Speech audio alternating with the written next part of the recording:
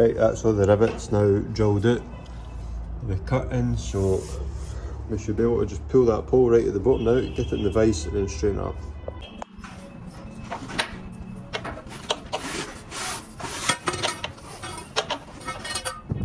There we go, pole's in the vise now, so it's as straight as fucking Elton John. But let's get the thing straightened up.